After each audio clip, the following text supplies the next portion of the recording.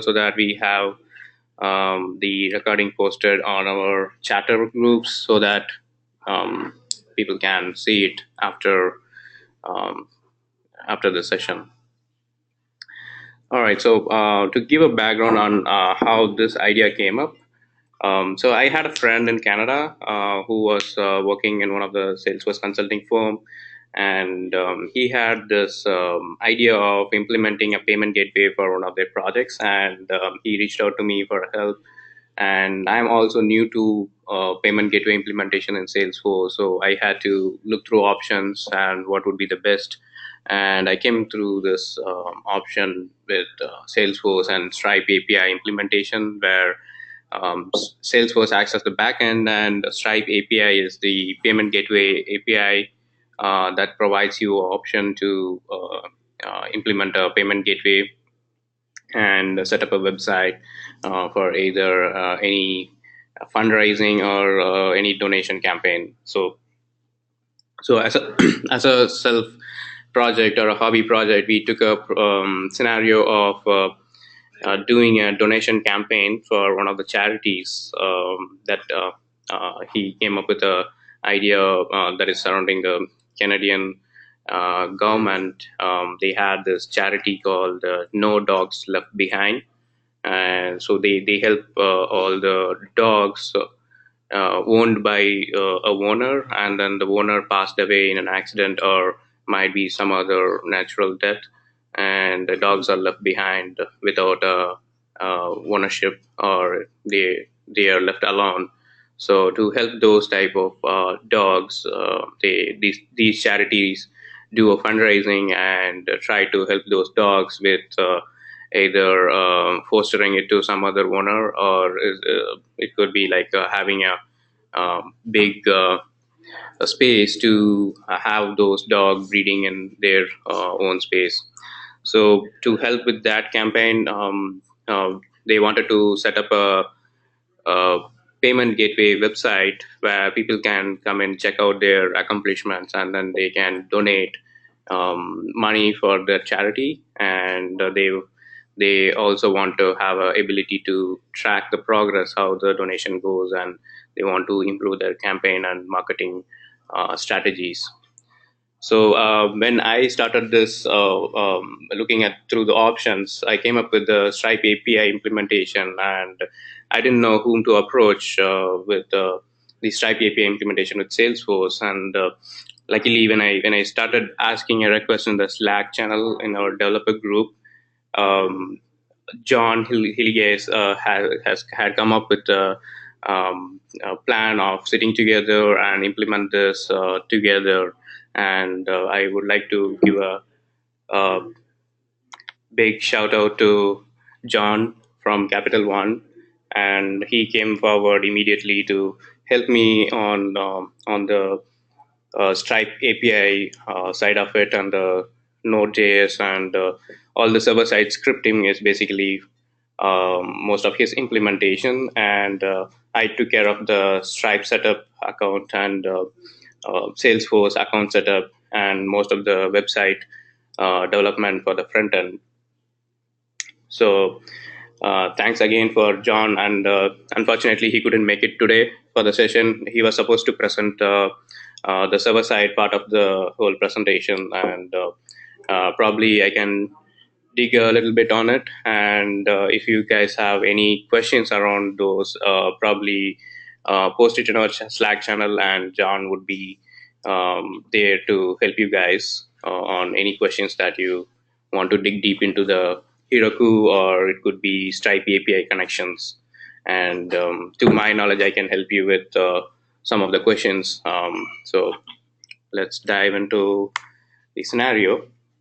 So as I told you, No Dogs Left Behind is the scenario where this is a charity that's asking for a fundraising website to raise money for the pets that is left alone from the owners who are deceased, and to also have a website that is either built on Salesforce, or it could be publicly accessible website that has to be go public. Like there were two approaches we were considering. One, you can do a visual force site and expose it outside as a public website, and then build the whole logic from there.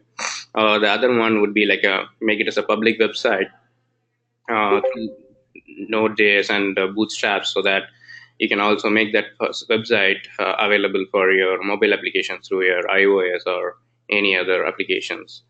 And then so we thought we'll take up the second approach, where you can build the iOS application out of it with the same concept, and you can pretty much build any application in any platform. The whole concept of the operations is going to be the same.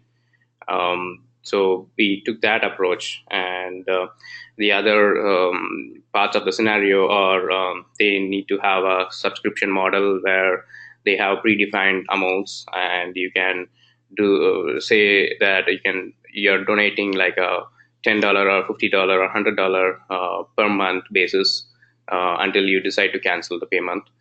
And also the admin should be able to receive weekly emails on the reports and dashboards that is set up for the Salesforce to monitor these donations.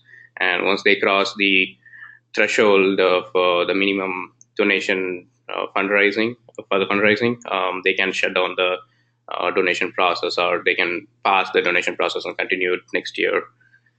And so these are the scenarios we had just for the prototype. And our objective is to first build a website and have a donate button. So basically this donate button is coming from the Stripe widgets.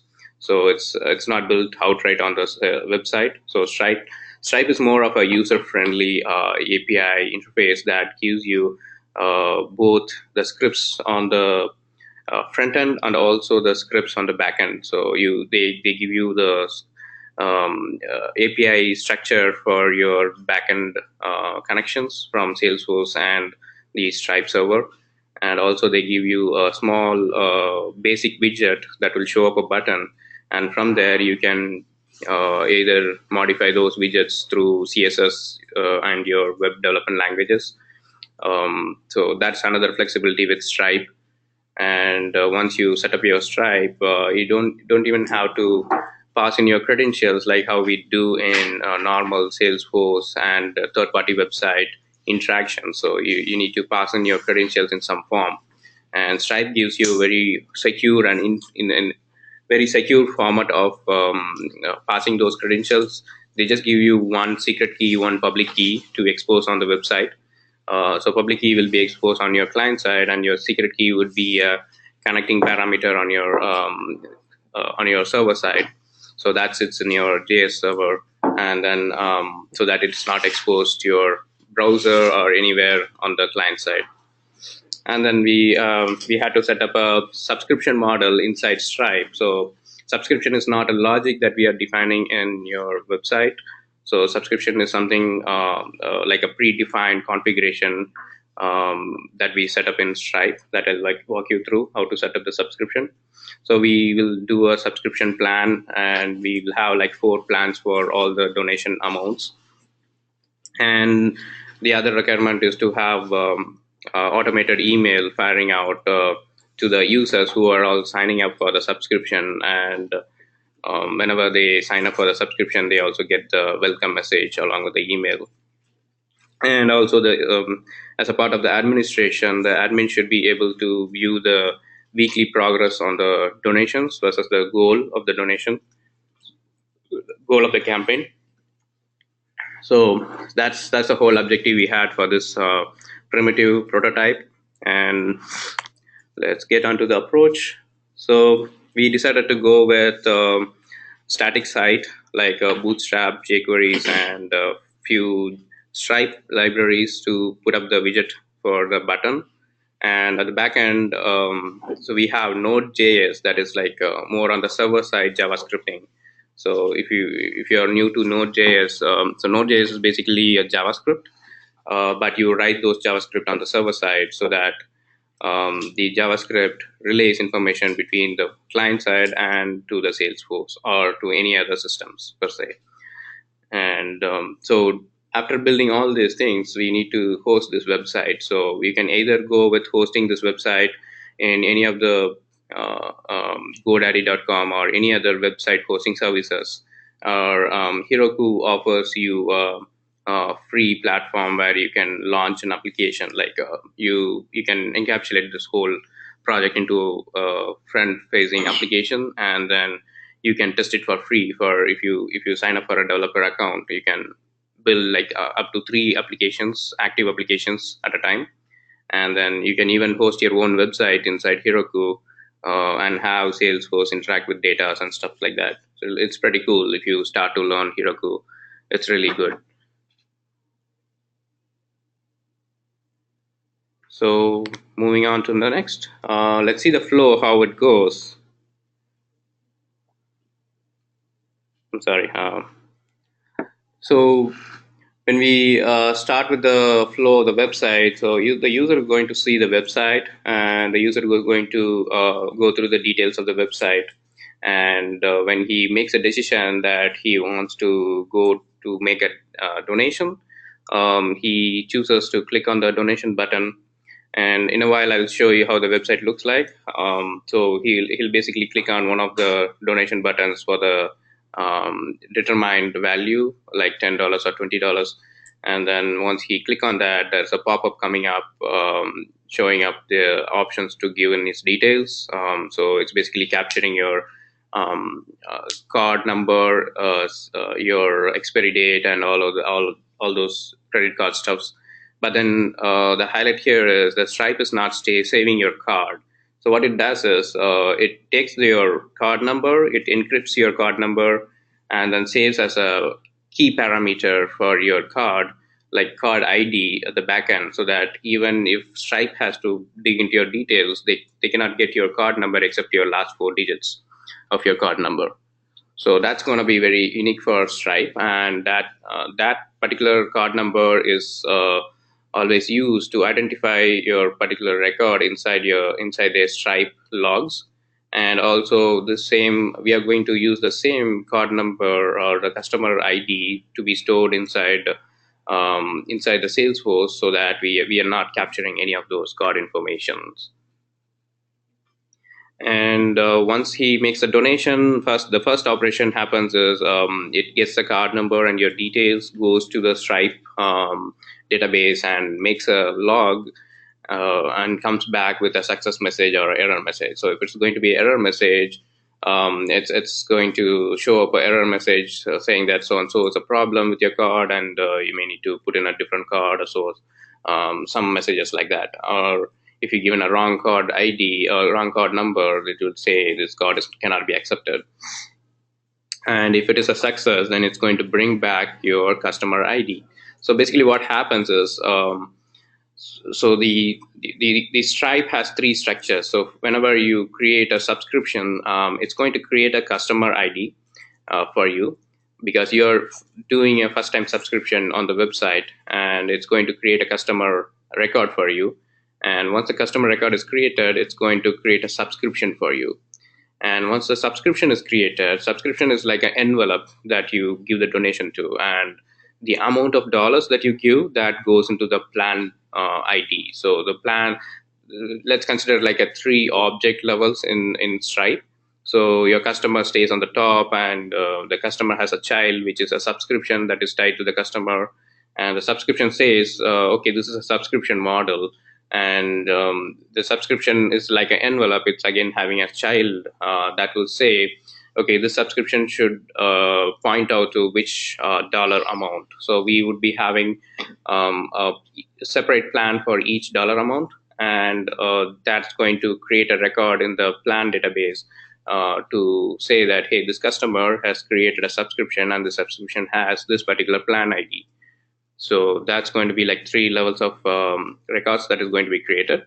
And then we are coming back to the Node server, and then going back again to the Salesforce to log these information. So once the Stripe transaction is successful, it brings back all these information, the customer ID and the details like the address and stuffs. And it brings back your subscription, what type of subscription you have, and it brings back your plan ID to what particular plan you have registered. And once it's back to the Node.js, and it's going to call out another library that's called JS Force. So if I go back to this slide, so you would see the Salesforce logo has a JS Force inside. So that's basically a Node.js library built on Node.js language, and that is a part of a Salesforce connection that would make from Node.js. So the Node.js would initiate a connection with your super admin's credential, and that is going to create a record in Salesforce. Say for the customer, we are going to create an account, and for the subscription, we are going to create an opportunity, and for the payment, we are going to make a custom object called payment history. So there's again another three levels in the Salesforce side as well. On the Salesforce side as well. So we have account on the top level. We have opportunities because every subscription is considered as an opportunity for the donation campaign. And under the opportunity, we have a custom object called payment history. So every time when you subscribe, it's going to create a record in your payment history, and it's going to log a record in your opportunity and the account. So the customer detail, which is coming from the Stripe, that is going into account, and the opportunity that is coming into the subscription details that is going to be coming into the opportunity, and also few account information.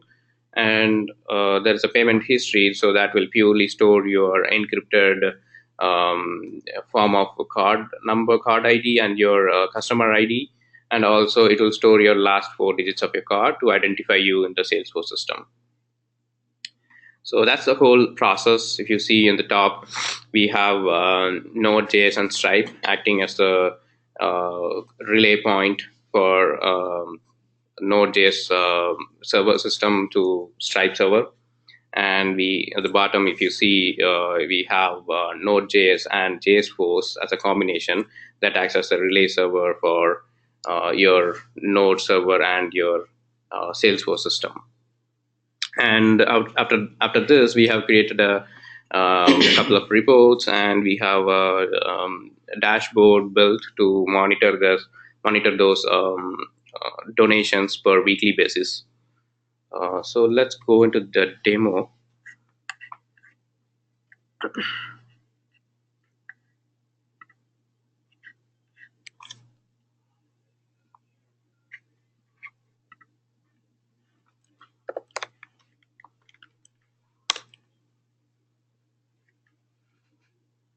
So if you see here, I'm calling a URL. So this is the URL that is launched in the Heroku app.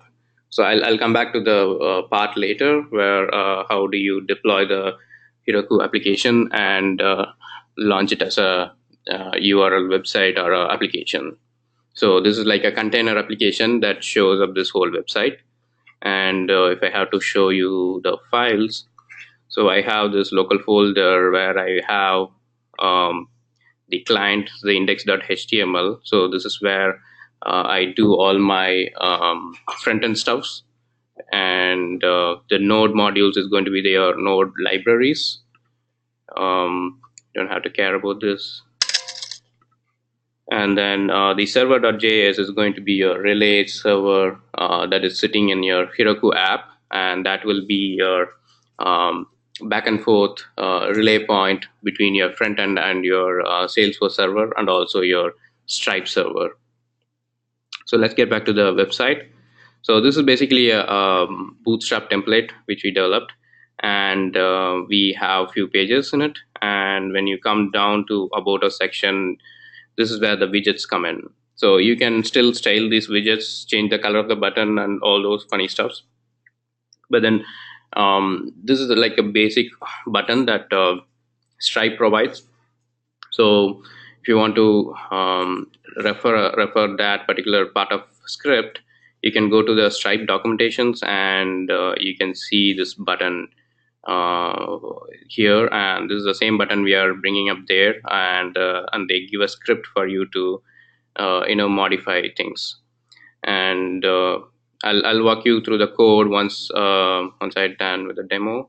So let's quickly finish this when you click on a sign up, say I'm going to choose $20 sign up. So I'm getting a pop-up from, and this is again a Stripe widget which is already built in the button. So all you need to do is you can go ahead and register.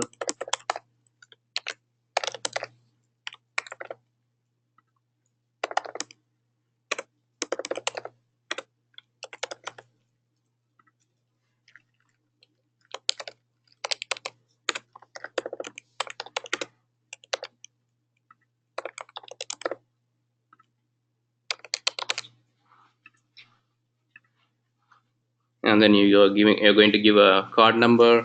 So the card number, so basically if you see here, so on the right hand side corner, you would see test mode.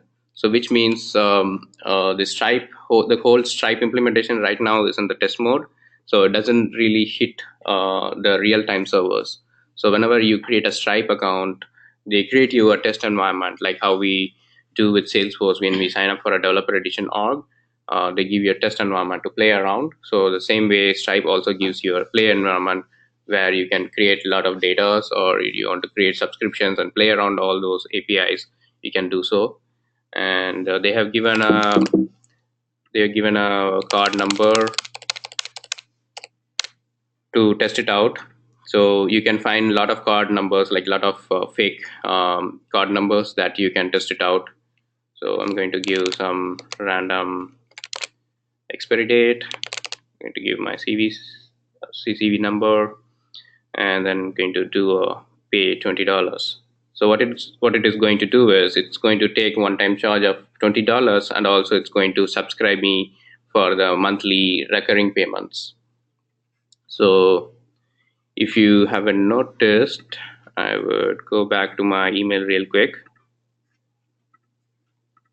So if you see here, I have set up a email campaign that gives me a welcome message. Don't worry about this one. This is because of the email address that is being displayed here. So this is the message which I have set up for a welcome email, and this is all set up through the process builders and workflows in Salesforce. And going back to the website, we have done that. So let's go back to the test environment and see. So basically, I have created an application called No Dogs Left Behind, and we have donors as the account object, and we have donations as the opportunity object, and we have payment histories that is a child of opportunity, and we have reports and dashboards built in. So we are going to see the donors, and you see this particular record has been created for me in account. So if I look at the account, I can see the basic information which I gave, like the email address has been filled, what is the dollar amount that is coming through, the billing address which I gave, and this is like the summation of all the child records. So that is basically going to sum all my opportunities and the child records under that opportunity. So that's going to be payment history summation. So these are all the details coming from, again, from the account. The account name and close date is set to the today's date, whatever the date it is. And we have set the stage to pledge, because they are pledging to do a monthly payment rather than donating. It's more of a one-time donation plus pledging. So we have named it as pledge, and there is a different status for donation. These are all set up in Salesforce, so you can customize all these logics as per your business need. And if you go to payment history, there's also a record created. If you see here, transaction reference number, for now, the transaction reference number, I have set it up to the customer ID. So this is the customer ID that is generated by Stripe. So once the Stripe log has been created, I will get this ID back from the Stripe response, and I'm storing that inside Salesforce. So tomorrow, when a person comes back, hey, I want to cancel my subscription, say whatever the reason is, and if I want to find that customer in the system here, I can easily find it out with this customer ID. And this customer ID would be if we set up an invoicing system inside Stripe API. So that particular customer ID will be sent along with their email, and they can just give this ID. Hey, this is my reference number, which I got it from the emails, and I want to cancel this subscription. So you can do it either way. You can publish another page in the website and give a API call out to Salesforce to do the cancellation there. And then after the Salesforce call out is done, you can also send it to the Stripe API to cancel the donation. I'll show you the methods there.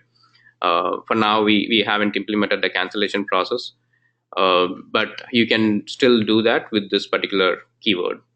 Or you can also bring in the card ID. For this example, we haven't brought in because we did not set up more than a subscription model.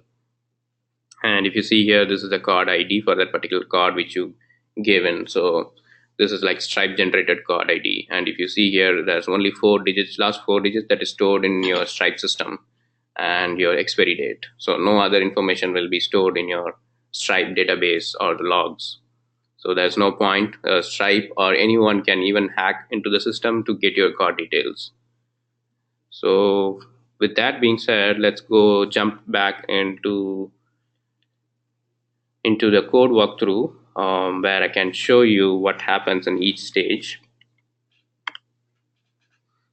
So on the client side, so we have built a complete website with the Bootstrap libraries, and this is the part of the code snippet that Stripe has given to do a checkout. So when they say checkout, it's basically either be a charge or it could be a subscription. So if you see here in the form action, it says /subscribe, which means you're instructing your Stripe widget to hit the subscribe endpoint, and it's all basically the endpoints that is being defined. So you're instructing the whole code to hit the subscribe endpoint so that it makes a recurring payment rather than a one-time payment. And if you make a one-time payment, your file will be closed in the Stripe logs, and then when you go for again another donation, you may have to enter your details again, or it might pull in your details again, but you have to make a donation manually the second time. But with the subscribe, it just stores your information and your card encrypted ID, and then it will make the recurring payment automatically from its gateway, and you don't have to visit the website again and again for making a recurring payment. And these are few of the parameters for their Stripe JS library. So checkout.js is a library especially for hitting the endpoint from the JavaScript. And if you see, the data key is the public key that they expose on the website, so that you don't have to send in your username and password for the Stripe. So this is basically a public key of the super admin in the Stripe account, and they would be using that ID to create your records in the Stripe. And then the data images is basically for the image they have. And these are the descriptions like recurring donation and subscription recurring donation. And then if you see here the data amount, so this is basically a $100 denomination. So the representation they give in Stripe is like you add one more zero to whatever the amount you enter. Sorry, this is for the $10. Okay. So it's basically removing your dot in your decimals, and then you combine all the characters together. And we have the label for the button. Then after that, we say that whether it should get a billing address or not. And then if you see in the last two lines, you might be wondering why it is being hidden. This is where the plan IDs are tied back to that particular subscription button. So I'll go back to the code in a while. So this is one widget that you see for the $10 denomination. So we have 4 widgets that is arranged in horizontal fashion for $10, $20, $50, and $100. And for each denomination code snippet, we have different plan IDs going into that script. And as you see, the dollar amount which we need to pass through the Node.js is 10. So these are the two values which will be passed to the Node.js.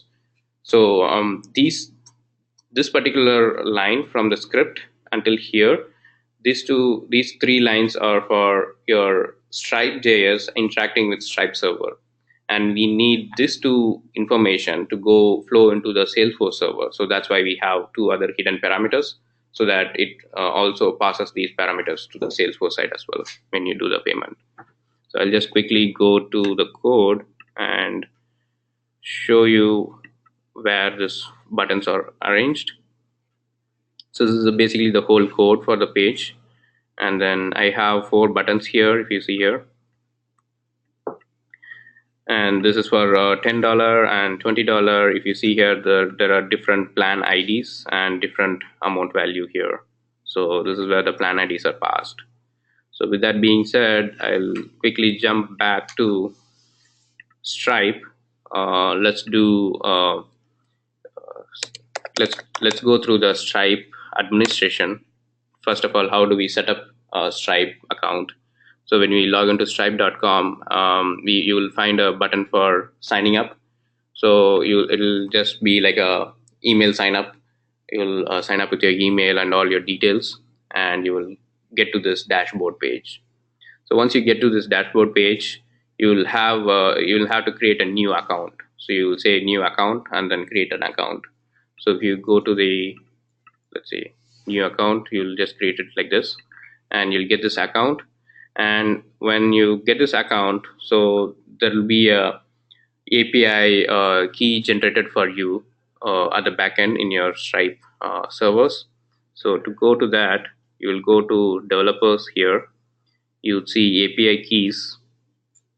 So this is where your publishable key and your secret key is mentioned. So you'll use your publishable key on your website to expose. This is the key that makes me to log in into Stripe to create any records.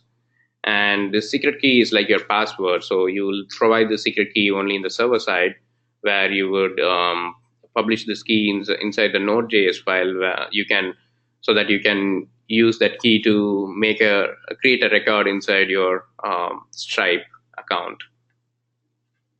So if you see here, if I go to payments, I can see all the payments that I have done in the past, whenever the whole account has started.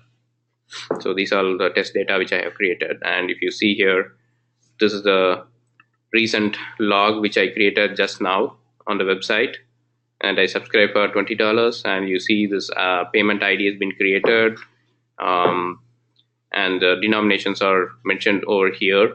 And if you see here, none of your card data has been stored visibly in this one.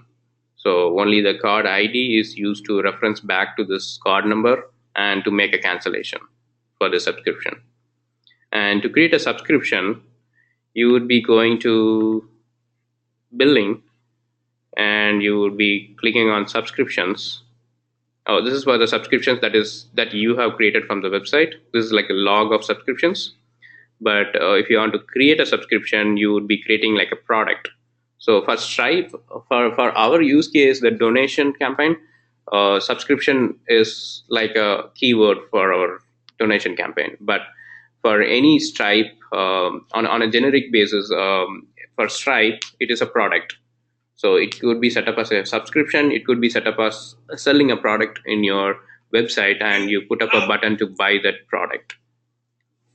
So that's another thing. So we have to always create the subscriptions as a product, and that's why I named it as subscription product. And once you create the subscription product, that becomes your envelope, and you would say how much of money I have to put inside that envelope.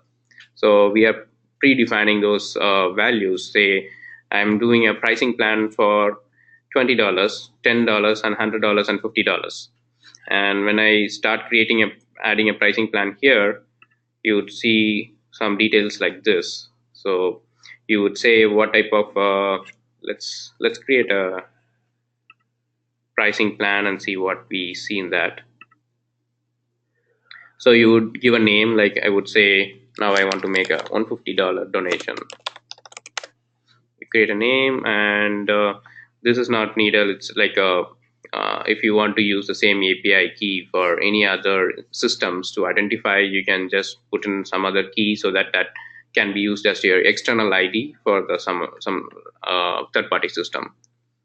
And you would say, is it a metered usage or is it a recurring quantity? So we are going to set up a recurring subscription, and you choose a dollar value, so which country it aligns to, and you will say, does it have like a multiple tiers based on the quantity? Say you can set up like complex pricing plans for example, if you're establishing a e-commerce website, you are putting up a product, and if someone is selecting 100 products, you can give a discount of $10. So all those calculations goes in if you choose yes. And you would say the plan value, say $150, and you would set how it should recur. It should be bi-weekly or weekly, or it should be 3 months once or 6 months once from these options. And then, is there any trial period that you allow for your subscription, that they can try it out and then they can cancel it out if they don't like it?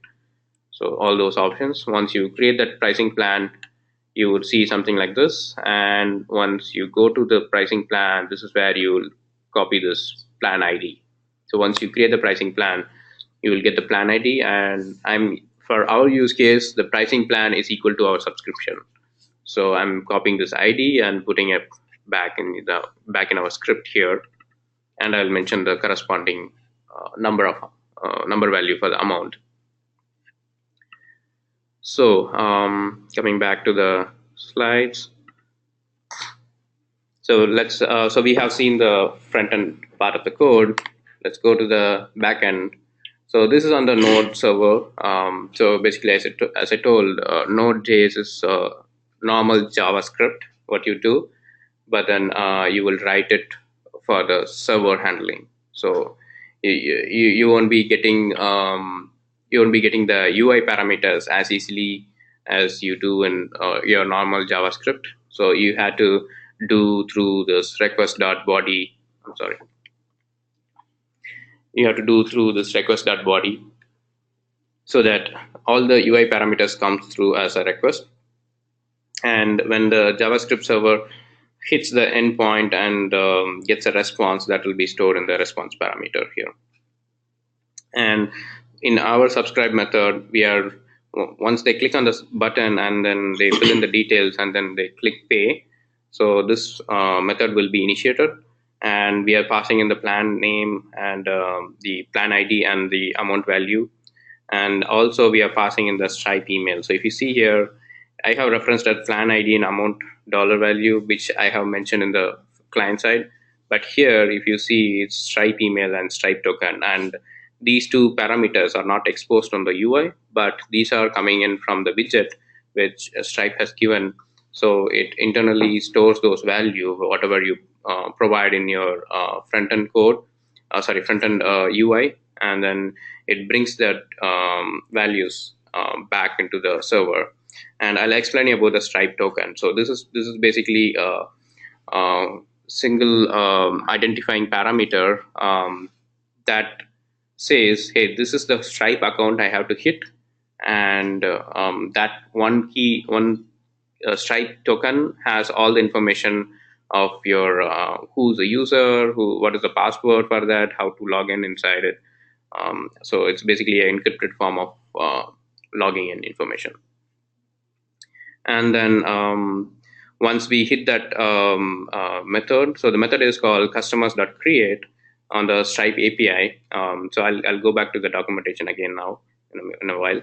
So once we hit this API, it's going to give a response whether this card is a valid card or not, all those validation steps. And then once the validation is passed, so it's going to give a response with the customer ID. So basically, as I told, there are 3 steps in the Stripe mechanism. We create the customer, then we create the subscription, and then we create the account. So that is on the Salesforce side. So basically here, the customer and the subscription is like an envelope that's also going to hold the amount value. So once this response has come back, when there is no error, so we are going to I'm just trying to get that rid of it. Yeah. So if you see at the last line, we are storing the customer ID and the card ID. So what I'm doing is, so I'm going to create a customer, so that will fetch me all the subscription and the card details that is sent to the server, and then bring back those card IDs, the Stripe generated card IDs and the customer ID to store back in the Salesforce. And then if I go to the next subscription, so here's where the subscription envelope is being stored in the Stripe. So on the Stripe servers, so you will send the fetched back customer ID, that is a Stripe form of ID, and you will send the plan, that's a plan ID which we brought in from the client side, and then we will make a call out to subscription.create. So that will create a subscription and a subscription record under that subscription object, and that record will come back with a success message saying that, hey, we created a subscription and these are the subscription ID details. So we capture it in the variable subscription there at the last line. And we go back to, sorry, let me go back to the Stripe documentation. So in the documentation, you can go to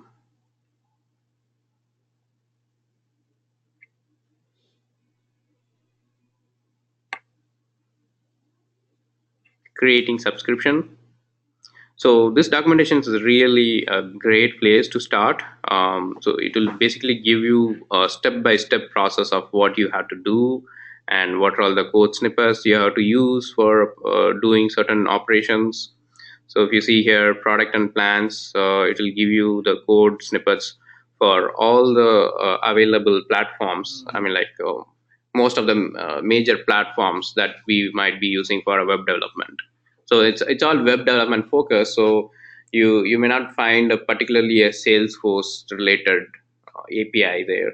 So we may have to use a third party. That's where you will be using a third party language to communicate between the Stripe server and the Salesforce server. So we chose Node. So we use this Node code. If you see here, stripe.products.create. Likewise, you would be doing for the subscription as well. I'm just checking which part of that has that.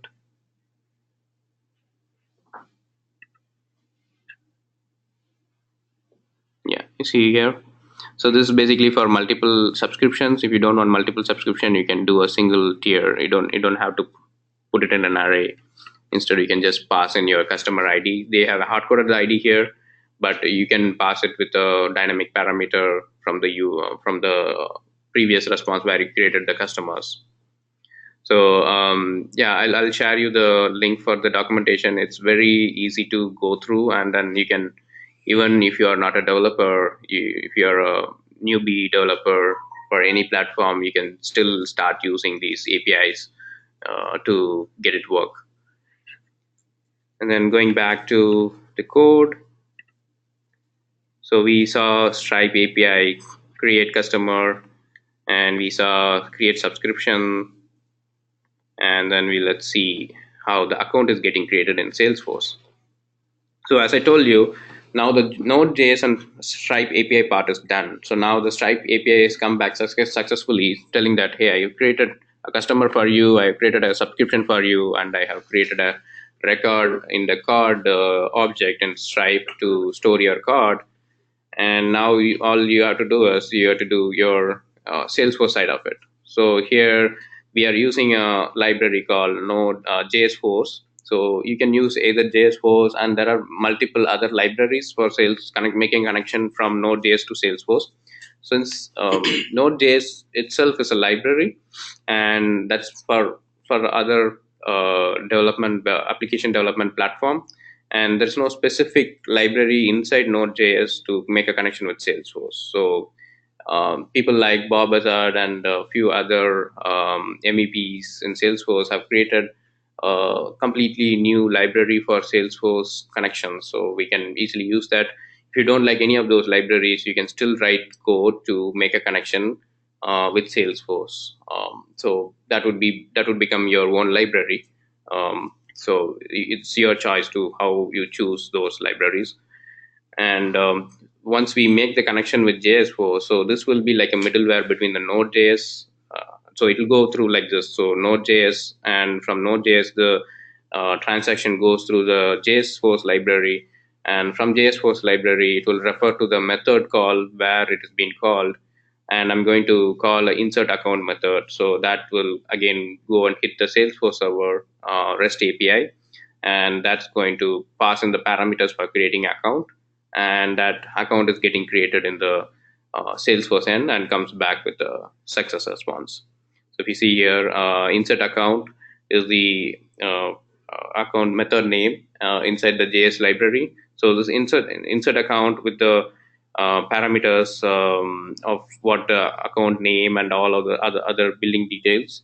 If you send that, it will go and make a connection with the Salesforce through the REST API, and then it's going to create a record in my account object in Salesforce. And this insert account, if you see, first I get the details of the data parameter is for the customer data, and sub data parameter is for the subscription ID and parameters, and the card data parameter is for capturing all sending up all the card ID and all those the Stripe generated card ID and your 4-digit card numbers. And then I finally send the amount value. And if you come over here, once we make the connection with JSForce, it's going to call this method as subject of account dot create. So this is a library method that will make a REST call out to Salesforce, and that will connect to Salesforce first, and then it will be doing um, uh, filling up of the parameters like the name, billing street, city, and all other account related parameters, and it'll store the email ID. And if you see here, for every time whenever I do a JS4 callout, I need to make the login. I need to hit the login. So you can either silo out all this information into a separate file to keep it encrypted. Although it's encrypted, it's already residing inside your server. So wherever you're hosting, it could be Heroku, it could be AWS servers, anywhere, wherever you're hosting, this whole file is going to sit inside the server, and it's not going to be exposed on the client. So there's much protection on the server side. But even if you want to encrypt this particular parameter, you can still do it with some of the encryption functions in Node.js, and then send those parameters to the Salesforce. So once we create the account here, the next part would be creating an opportunity. So I'm putting in the customer IDs into the account, and in the opportunity we see here, I'm sending the related account ID and the billing name that is coming from the Stripe methods. And then I'm hard coding few informations to say that it's a subscription and it's pledged, and the opportunity is getting created. And once the opportunity is created, here is where the main part of storing your card information comes in. So if you see here, all these card informations has all the responses that is coming from your Stripe server. So it's very important to create your Stripe transaction first, and then call out the Salesforce transaction, so that you have all these details in place before you make the Salesforce call out. So I call this a subject.create method to create a record in the particular object, and then I send these information. So the opportunity is coming from, again, back from the Salesforce response, and then I'm sending the billing information and all these card information. So if you see card data, that's a whole array of information I'm sending with the last 4-digit expiry number and all those stuffs. So once that is done, your whole Salesforce and Stripe transaction is done. So now your data has been created at your backend and on your Stripe logs, as I showed you. Let's see how. So now let's say we have this whole application built locally, and I want to deploy this application into Heroku. So before that, I'll give you a background on Heroku. So if you go to Heroku.com, so Heroku is basically an infrastructure platform that is now owned by Salesforce, and they have a very cool way of deploying applications, and you can host applications free, unlike your AWS or any of your web hosting services. Your developer account in Heroku can create multiple applications for free. I think there is three active application limit, and Heroku calls their servers as dynos. So dynos are basically a server instance that runs whenever someone is making a call out to the website. So, for example, if I reload this site, there is a call out happening from my client side to the Heroku server. So the Heroku will run the dynos. Dynos is basically, you can imagine like a server system that is running on the cloud, on the Heroku cloud, and um, um, Heroku would be serving your request from the client side that is coming from the client side. So if you see here, I have two applications built. One application, if you see here, there is a sleeping symbol, which means the app is sleeping. That means the app is not being used for past 24 hours. So it puts your server back on sleep so that you're not wasting your system resources. And let's say when I say three applications, it's not three application altogether. It's three active applications. Say I have 15 applications here, and only three applications are serving the request instantly. So only those three applications will be active, and all other applications will go to sleep. So Heroku has a mechanism of switching your server resources back and forth between the applications based on the request that is coming in. Suppose if someone is not using the application for a month, then it can put those application on sleep, and then once someone hits that URL, the application will be turned on, and then it will be running from the Heroku instance. So if I go to this no dogs left behind application, so you have this deploy here. So you can do deploy through different ways. Either you can do a Heroku client, CLI client, and then do a deployment, or you can do through GitHub. You just need to connect your GitHub and then give your repository name, and then once you connect that GitHub, whenever you deploy to a GitHub, it's going to um, it's going to deploy that back into this environment. So we call it as an environment, and then it's going to deploy that into your placeholder. And then you can also use Dropbox, so you can store all your files instead of locally. You can put it in your Dropbox folder and connect your Dropbox. And there is a container registry, so this is basically for pushing the application from the desktop based applications, from any other desktop based applications. So let's see one small example of pushing this application to Heroku. So I'm going to open my command prompt or terminal, if it is your MacBook. Let me direct to the local folder. So you need to get into the local folder first. So once you get into the local folder, you need to run a set of Git commands. So I'm going to say, first I'm going to set up my remote path.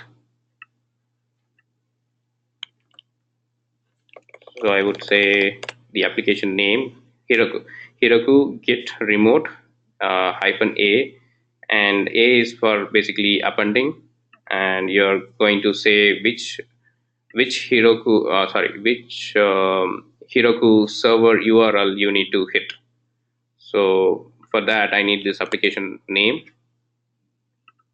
So I'm saying go on hit this particular remote Heroku space and bring back that to my local system. So now my Heroku space is set up to my project folder. So now I'm going to, let's do a small change in our code.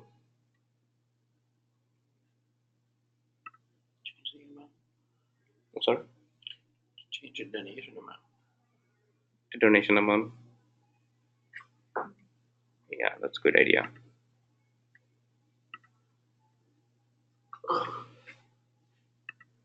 Let's change this to 30. Change your Change your button. Yeah, I'm changing it on the button. Okay. So this is a script for button. Okay, great. Oh yeah, the button label. Sorry, you're correct. Actually, I shouldn't be changing in here. So that is going into the Stripe server.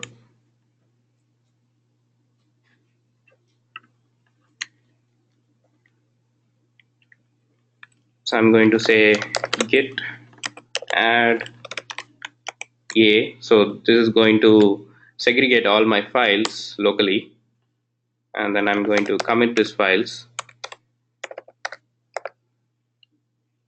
If you guys are wondering what I'm doing with this git commands, and if you're wondering what git is all about, probably you can watch some basic git tutorials so to get some idea on how what is git. And git is basically a mechanism to push and pull resources from your server space. Say you stored your code base in a version control system online, and you want to push and pull a particular file or a particular project. Git is like a mechanism that helps you do that. So Git is like a universal command for any type of versioning system that is hosted online. So you can read through the materials.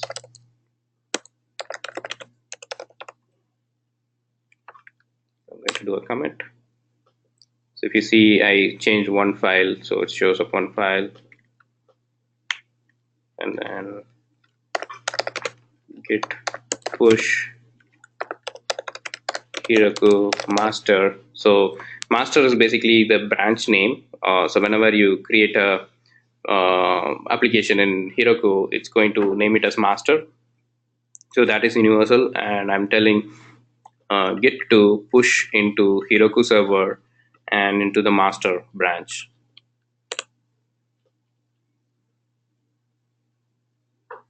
So it's going to run a series of commands internally to push my whole folder into the repository.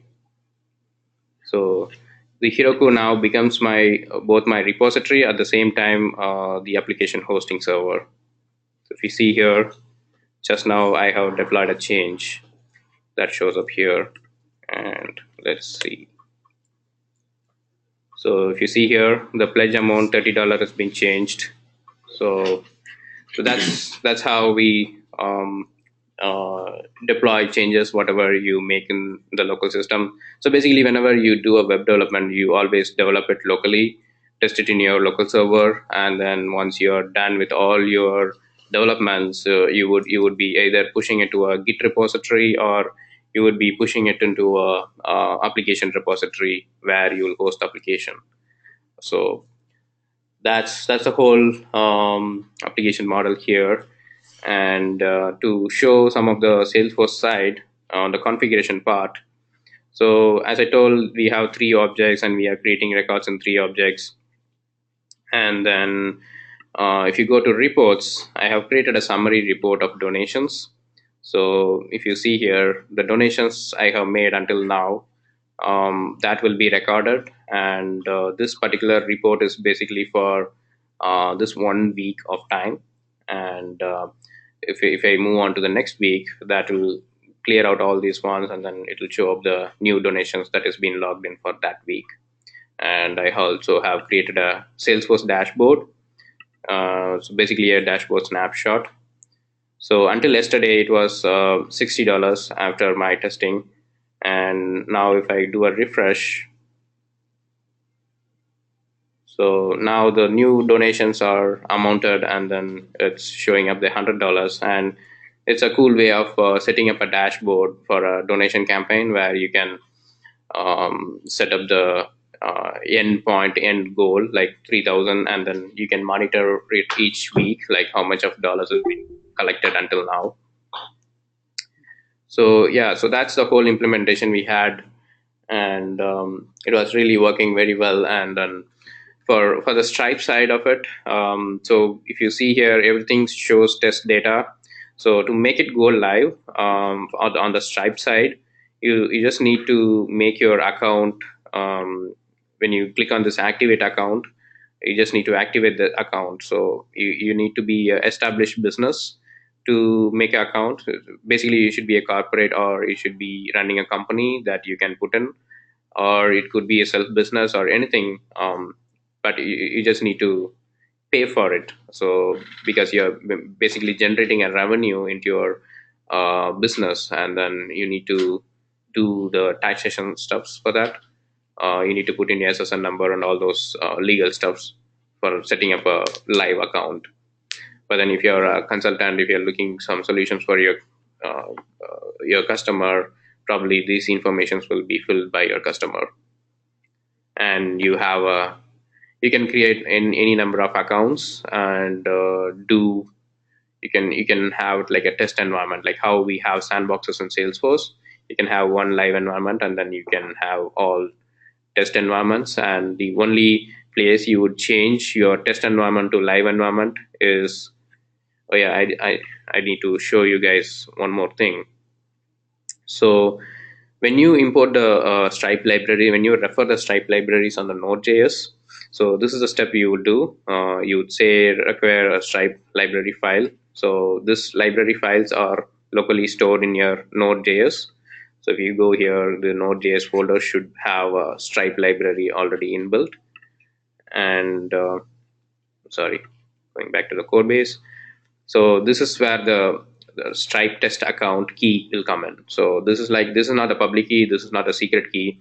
This is a key for your whole account altogether there for the environment. So this is the place where you will change from sandbox to live environment.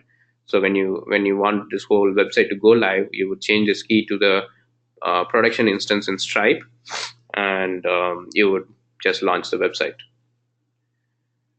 And there are a few other files that is required, like we have used Express.js, and we have used body parsers library to parse all these requests into your REST API when it goes to Salesforce.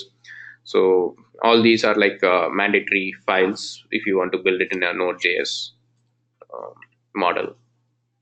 Or alternatively, you can do you can also build it like a Salesforce website, Salesforce site model, and then you can basically let me go back to the documentation here.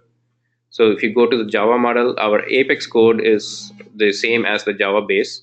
So you can use this Java scripting here to make those connections, and you can still write your web service call out to Stripe with these lines of code from the Salesforce.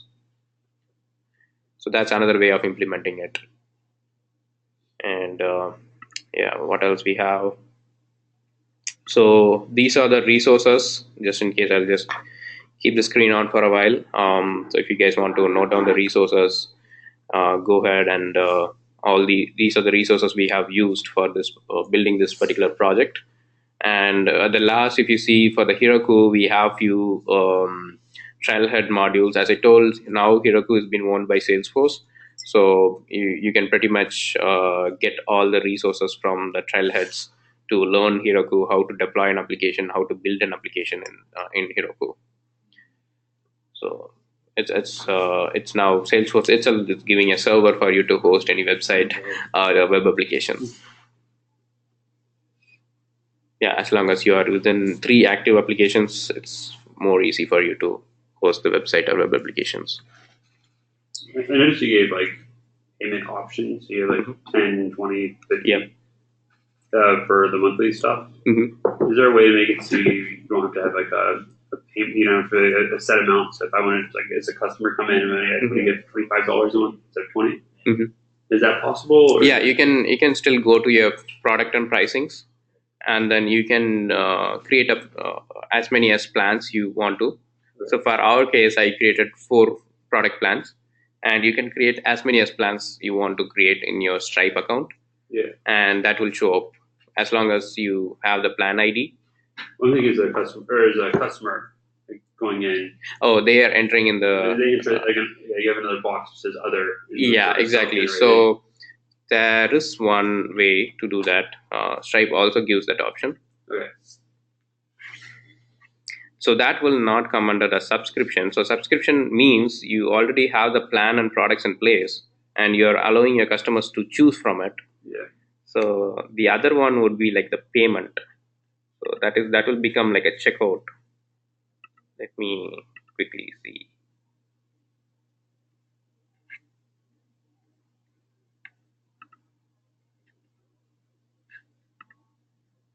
So you see here. Yeah.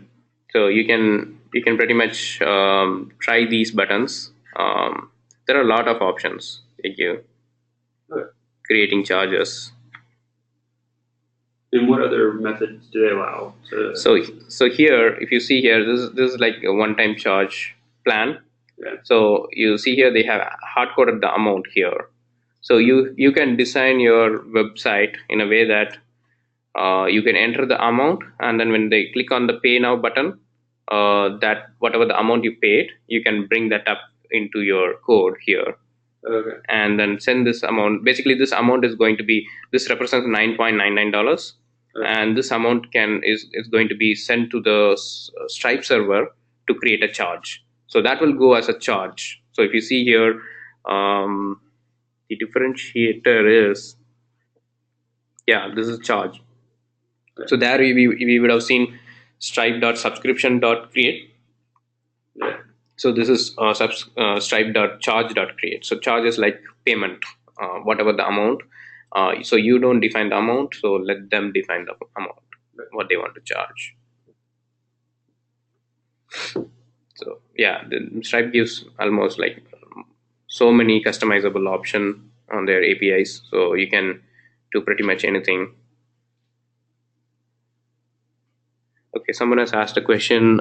What is the user experience when an uh, application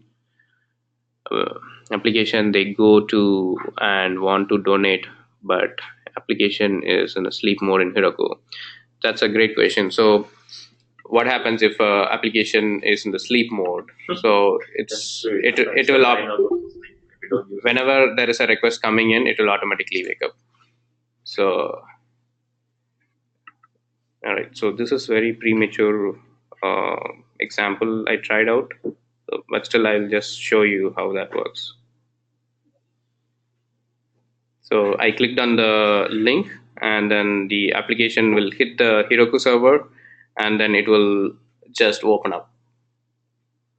It'll just take a couple of seconds for the first time. And also I didn't go live with this application, so this application is still residing inside my sandboxes type of thing.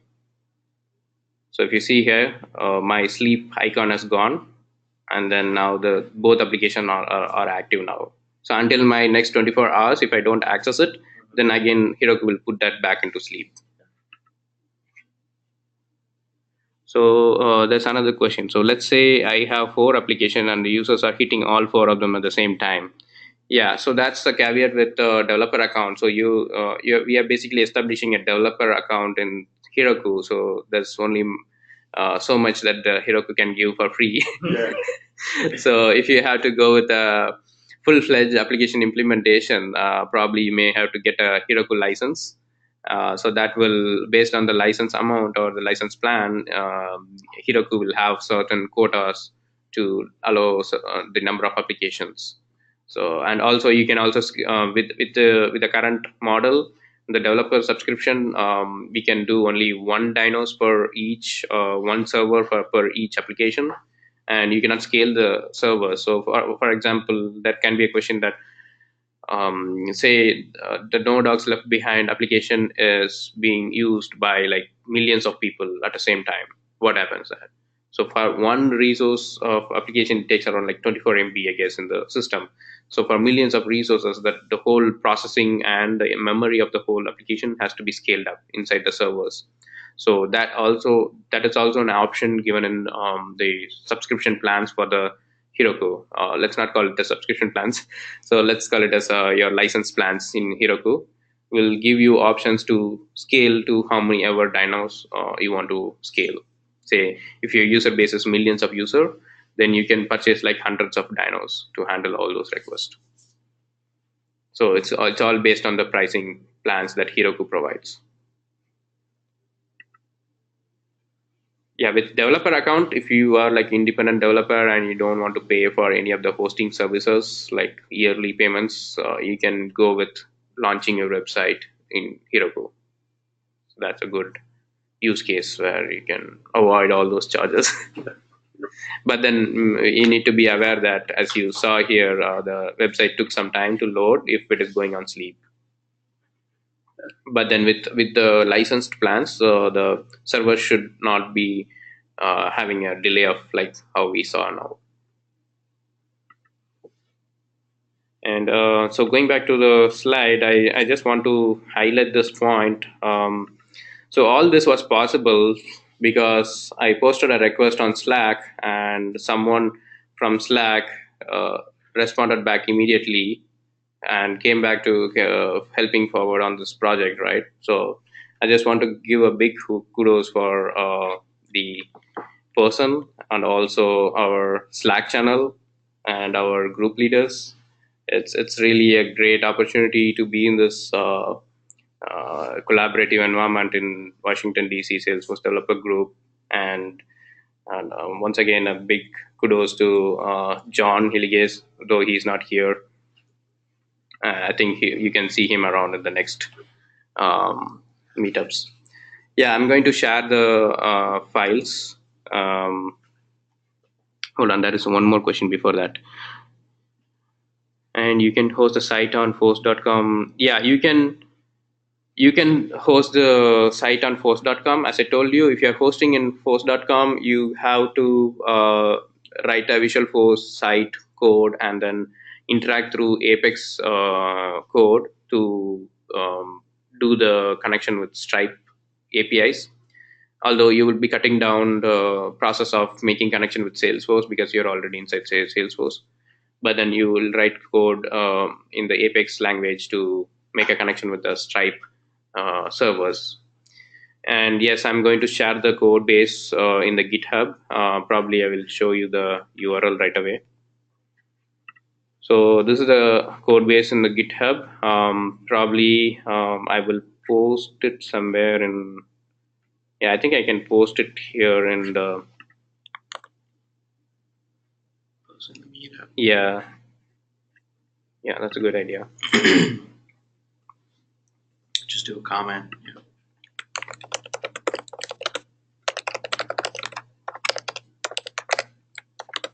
And yeah, our code base is still clumsy. We are still cleaning up things on the code level. We are trying to segregate into files for the different files. So thanks, Barbara. So we'll clean up the code, keep cleaning up the code. If you see any changes in the repository, yeah, you can either try to download the repository and have it locally so that you can play around, or you can use you can fork from the repository, and then if you want to make any suggestions to the repository, please feel free to do so. Yep. Yeah. So as a last request, please go ahead and join our Slack channel. I know not all of them, all of our group members are in our Slack channel. So that's a really great place. When you post a question, when someone immediately replies, even if they don't have an answer, they would at least point you to the right resources to, check it out. So when I posted my question, I got this answer like within an hour of time. John reached out to me saying that, hey, I have worked in Stripe APIs. I think I can help you on that. And then that's where the project started. And you won't believe that this whole project was completed in just 4 days. Yep. All right. You guys have any questions? You can unmute yourself, or you can post it in the chat.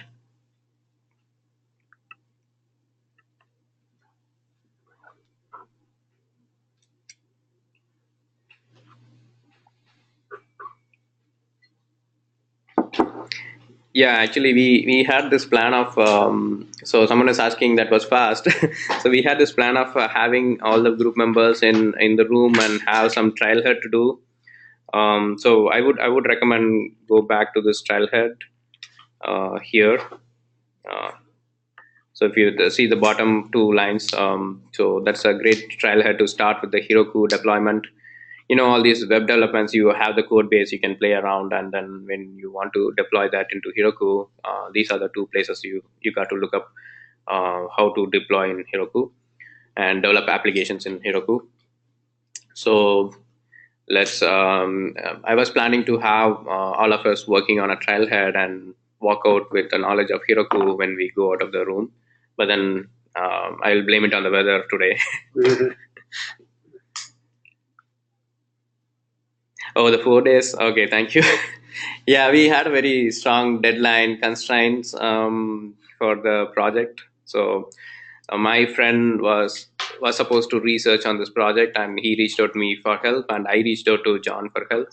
And it was like a more of a collaborative effort. And also, my friend had a deadline of 4 days, and then I also reached out to Gavin and his friends. And then we tried multiple approaches, and then finally this one approach worked out well, and then we had the project in 4 days completed. And yeah, that was a great aggressive timeline we had. What's the site? Can you tell us what the site is? Sorry, You have the site up live that's running production.